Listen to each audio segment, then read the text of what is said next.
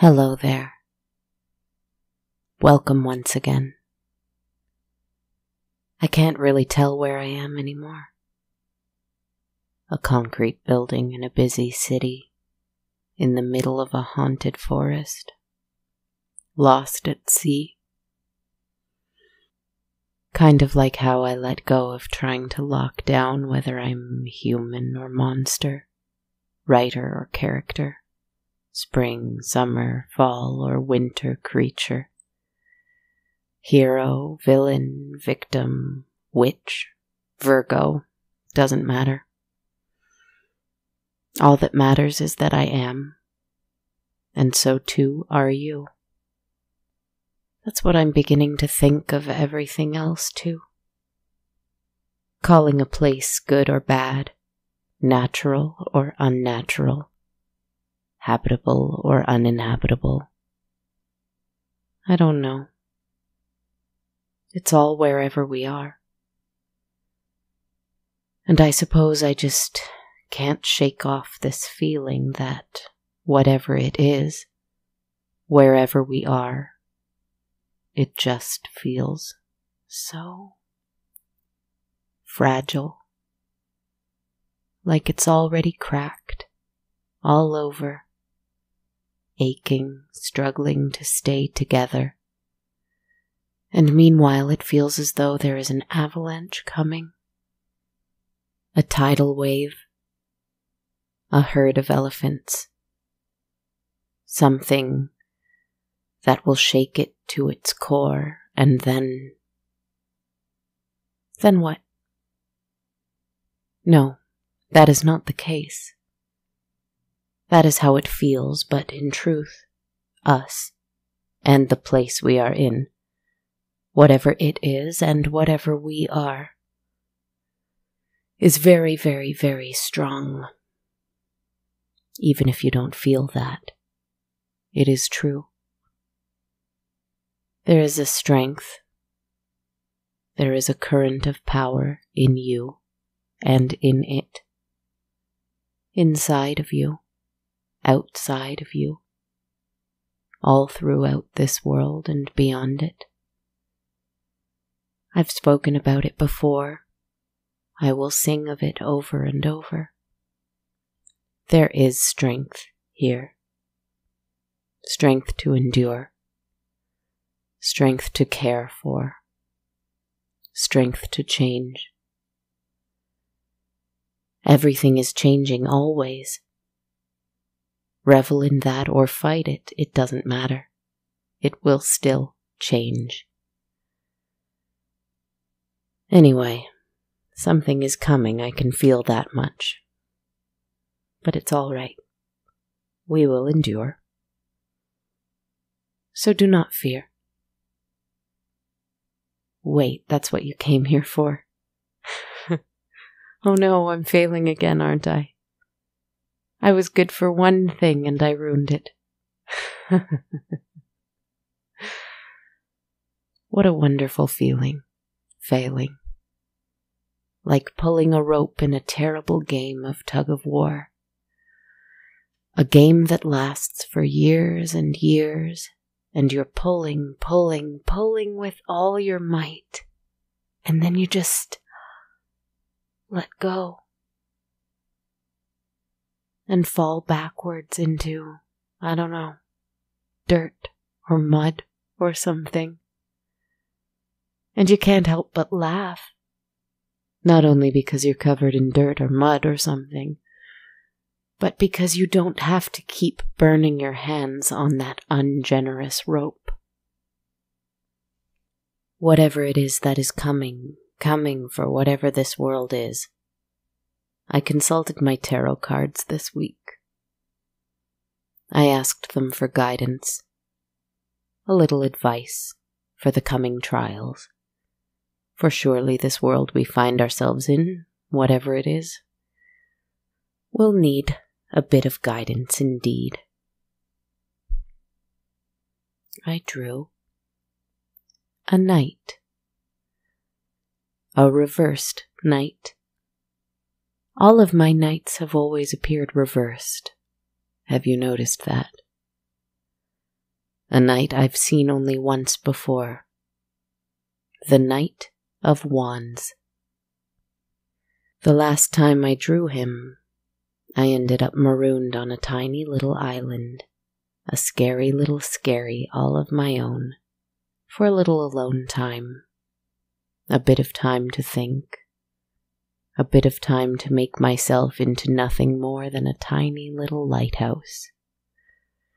I really enjoyed my time there. But it was a change. A big change. Oh yes, the Knight of Wands reversed. He's a tough one. A bit immature, very reckless, very impatient, perhaps even foolhardy, hasty. And therefore he is often frustrated. Things may not go the way he wants them to, and then he becomes frustrated. Of course he does. He was riding at full speed towards something he wanted very badly, and then he was thrown from his horse. You'd be frustrated too. He can be arrogant. He can demonstrate very addictive behavior. He wants instant results.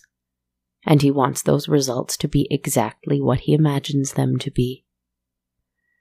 He wants to have control. He wants to have control. He can't have it. He is at the mercy of everything. The world, destiny, the universe, whatever you want to call it. He has no control, and it makes him upset. And this is the advice my cards gave me. Perhaps they are suggesting that we are all the Knight of Cups reversed. The world is not going to be under our control. Perhaps it never was. Surely it never was. But maybe the illusion of control, of whatever control we thought we had, is going to be removed. In a way. And I mean this in the gentlest possible sense. Couldn't that be, I don't know, beautiful? Maybe it's like that tug of war I mentioned earlier. Can we not let go of the rope? Can we not stop wrestling? Even just for tonight. What if you tried? What if you thought about the thing that you're wrestling with in your heart? For I think we all have that thing. Maybe many things. And you just let go. Even for 5 seconds. 1, 2, 3, 4, 5. You did it.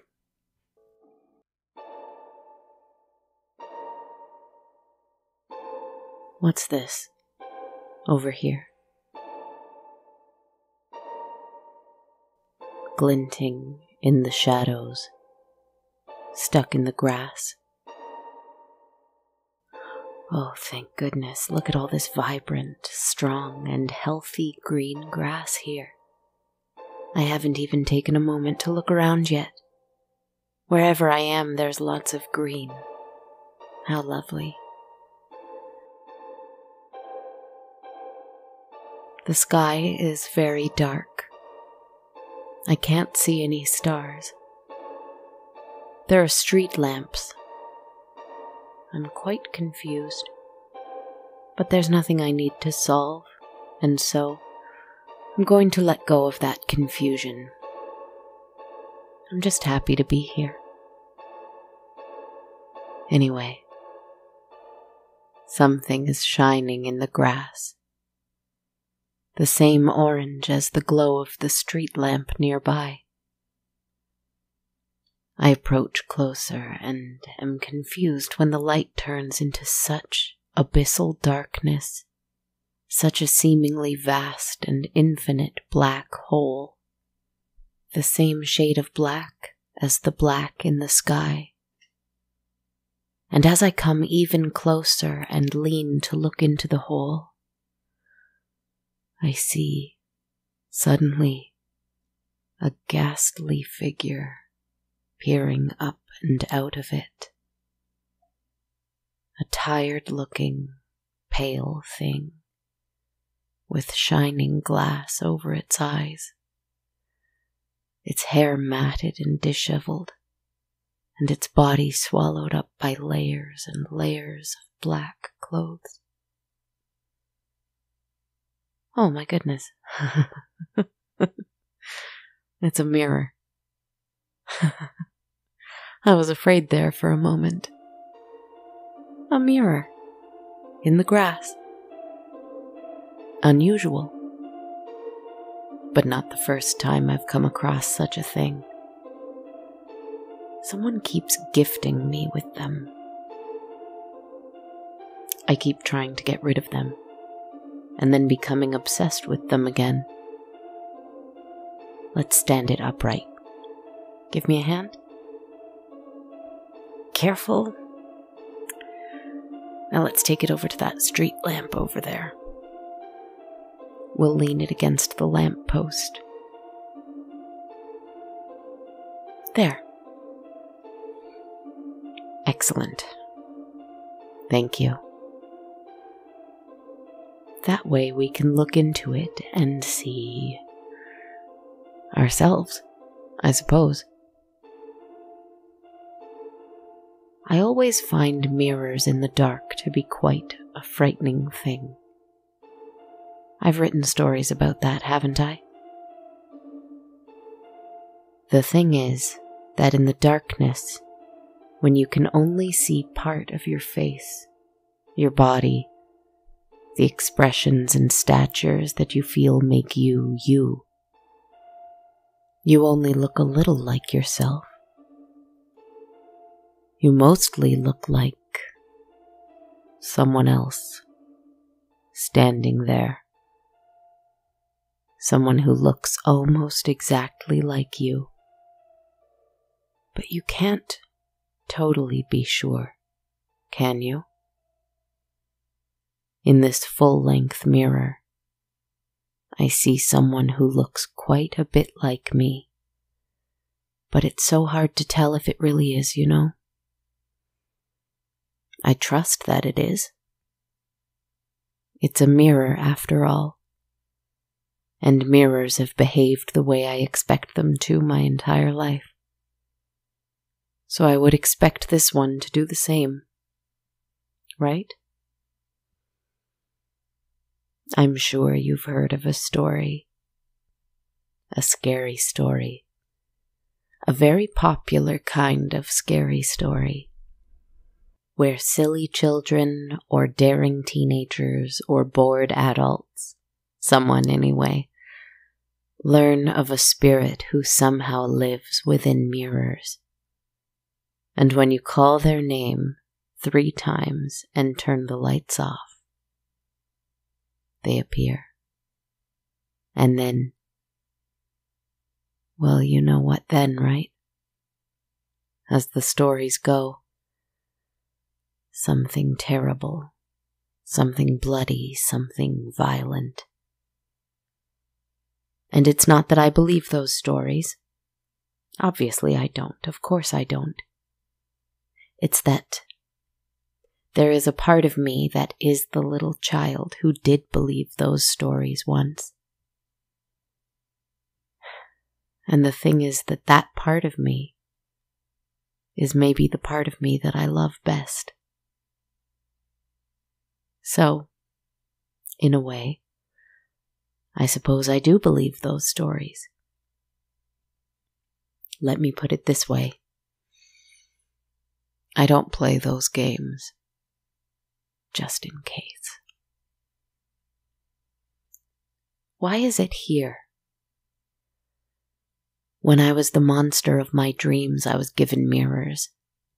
That is, when I was convincing you I was something dark and powerful and hungry and magical. And I am still those things. It's just that I am also human, and I suppose coming to terms with that. I am also many other things, too. Like you. Someone kept giving me mirrors. And here is another one again. Who is it? Who is doing this? It's not you, is it? No?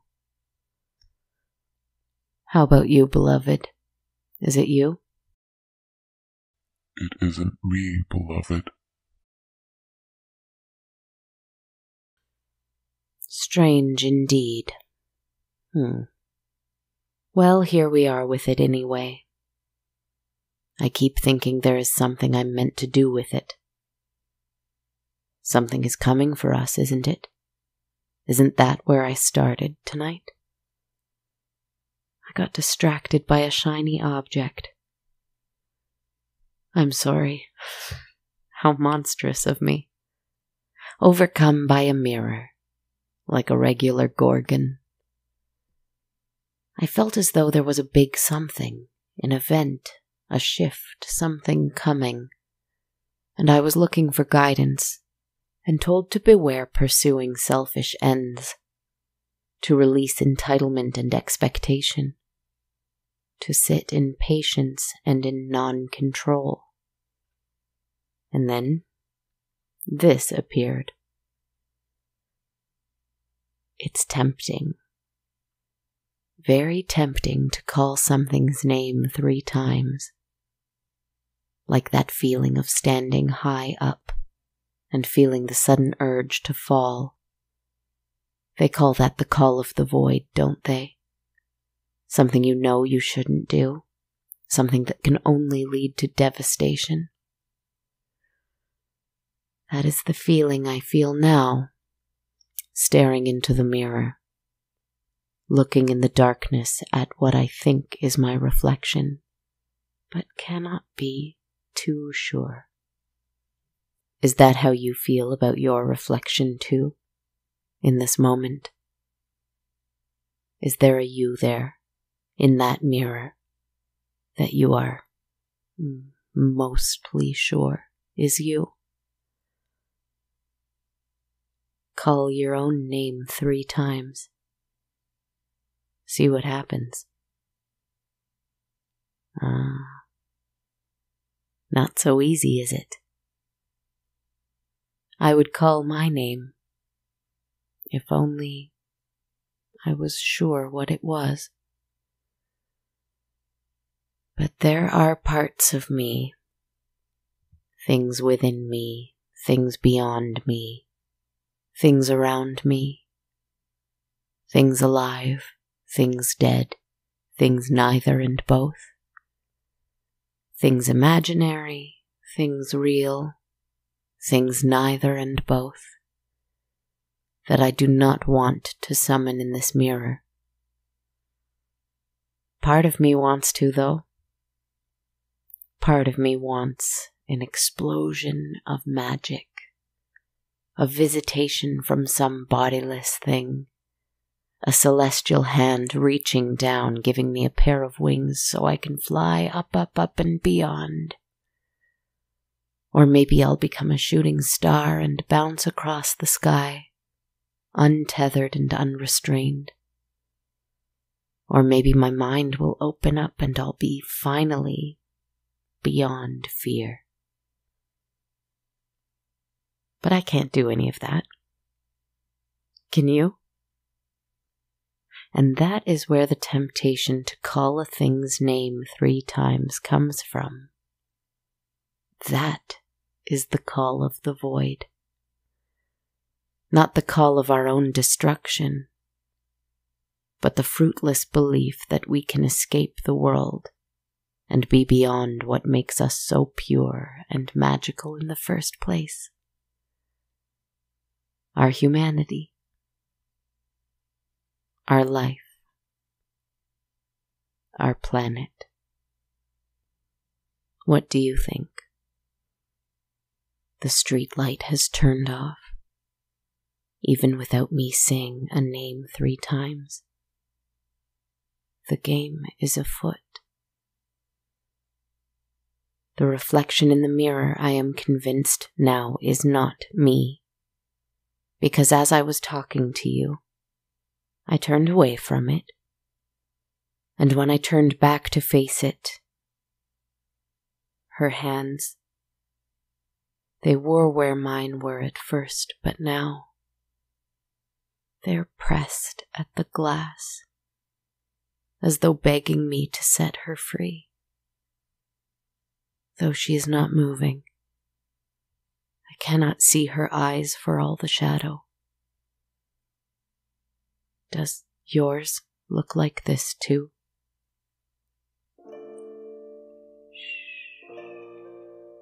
Little thing trapped in there. It's all right.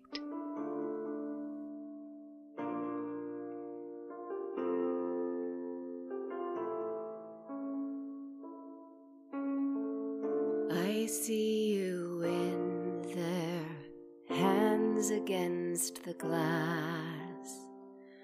I feel me out here, hands against the glass. I'd say your name 3 times, 3 times, if I thought it set you free. I'd let you scratch my eyes, my eyes. I don't need them to see. Take my hand and hold fast, hold fast. Forget my name, it won't last, won't last. Take my hand and hold fast, hold fast. Forget my name, it won't last, won't last.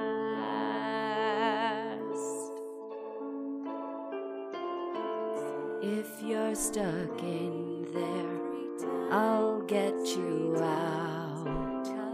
I'm stuck inside here, I'm trying to break out. The mirror has its lies, its lies. The mirror does not see that you must take my hand and hold fast, hold fast. Forget my name, it won't last, won't last. Take my hand and hold fast, hold fast. Forget my name, it won't last, won't last.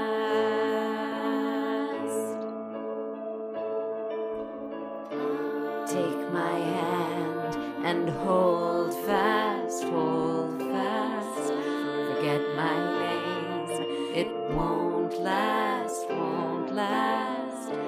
Take my hand and hold fast, hold fast.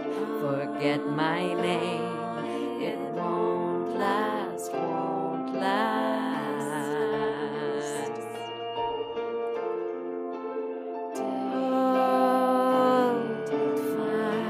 hand and hold fast, hold fast. Forget my name, it won't last, won't last.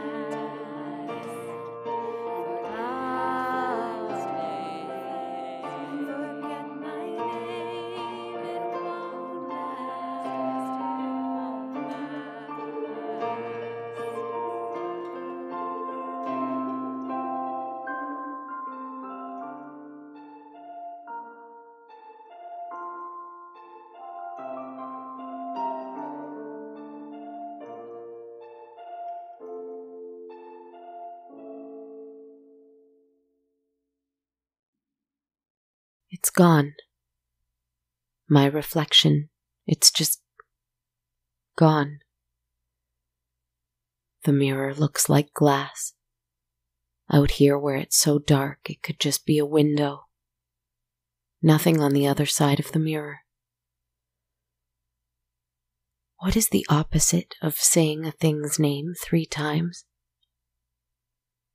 I think I did that. I made that me disappear. I feel relieved, lighter for it. Let's go. We'll turn right around.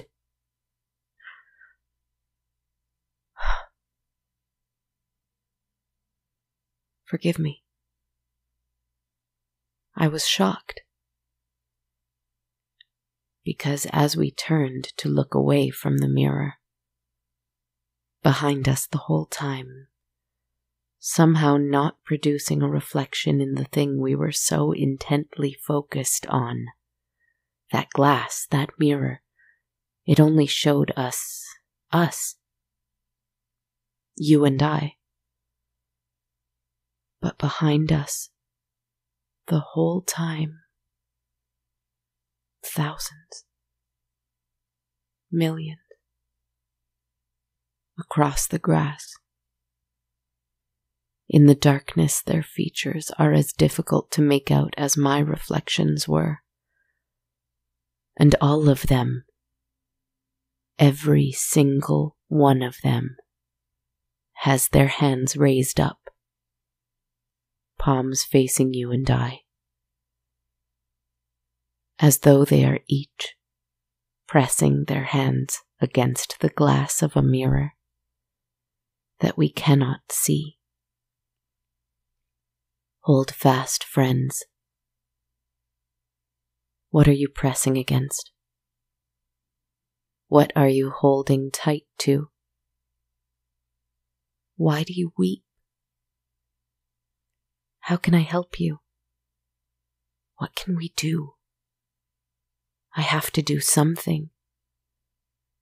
There must be something, just enough that I can control. I won't let it become just selfish. A goal that won't just start selfish. It won't, and I won't let it become about me. I won't let it become selfish. I won't. I just need to. Hang on, maybe.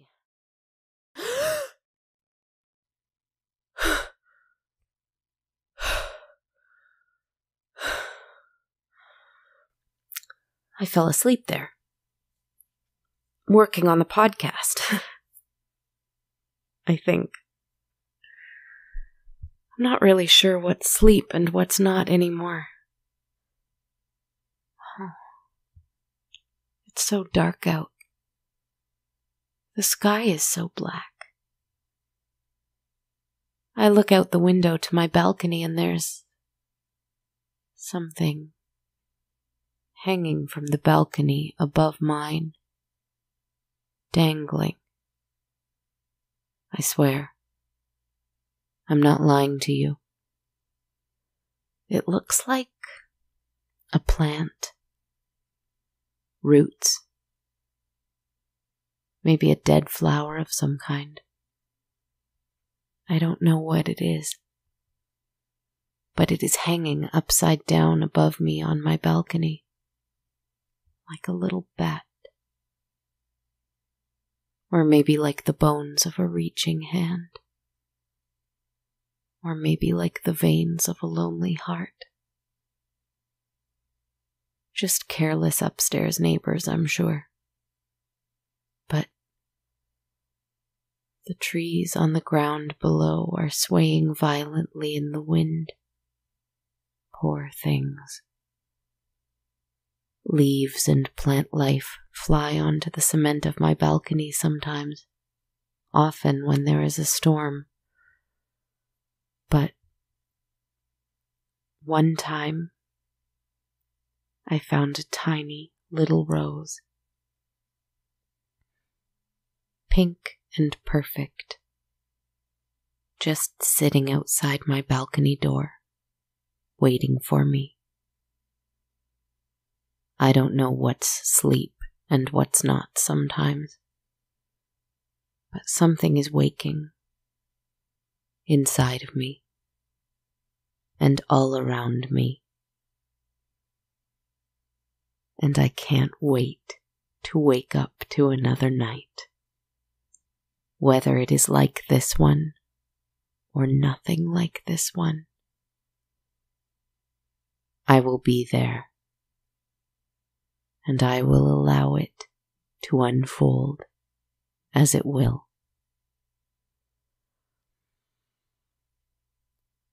Sweet dreams to you, my friends. Sweet dreams to the shaking trees outside of my window. And sweet dreams to the little plant clinging to the balcony above me. Hold fast, little thing. You made it out of your clay pot. Good for you. And when you decide to let go of that metal railing, that cement ground, to give up the things that cannot feed you any longer, may you find yourself landing safely in green grass where your roots can grow spectacularly free.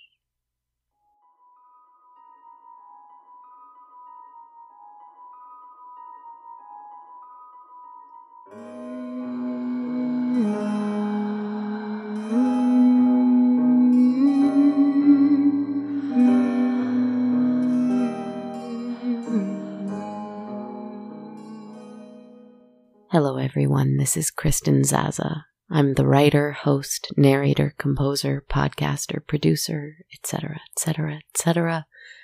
behind On a Dark, Cold Night. Welcome to another new moon, another opportunity for focusing on a new goal or intention.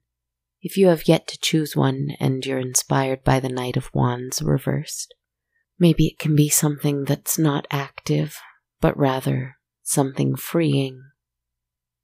How can you take away something in your life that is keeping you locked inside yourself? Locked up in a mirror reflection of who you think you should be, the tasks you should be accomplishing, the goals you think the world expects of you. Anyway, I guess I said enough this episode about all that.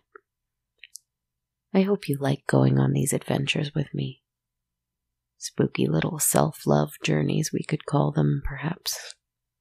If you do like what I'm doing here and you want to support it, I would be fantastically grateful, especially as I wrap up Season 2 here and head into a tiny break, and then what I think I will call Season 3, and maybe some other fun, exciting things on the horizon. The show, while it takes a good deal of time and effort each week, continues to be my greatest creative passion, and I have no plans to stop doing it. It's just transforming a little bit, as I think we all are.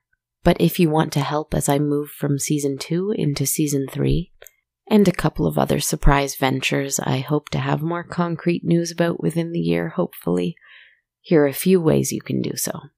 First, you can support on a monthly basis via Patreon.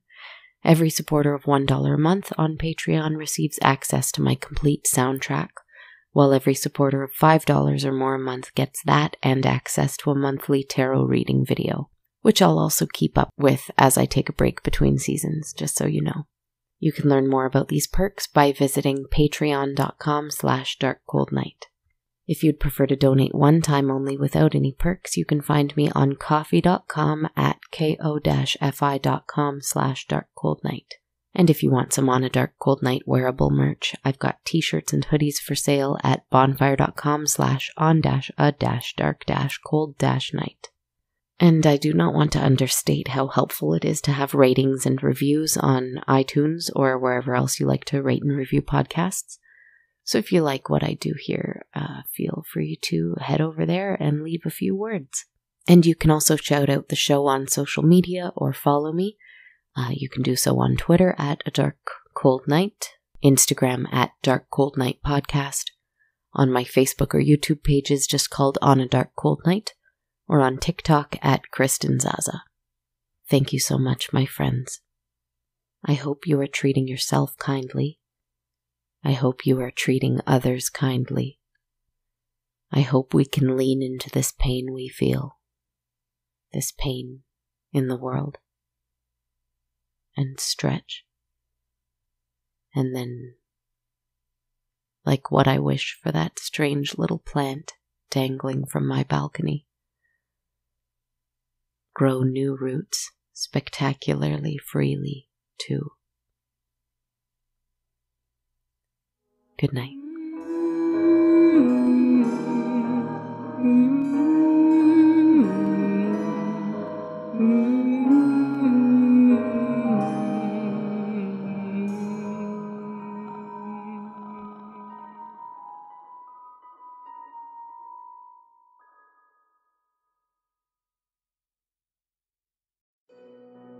This podcast has been brought to you by the Sonar Network. Sonar.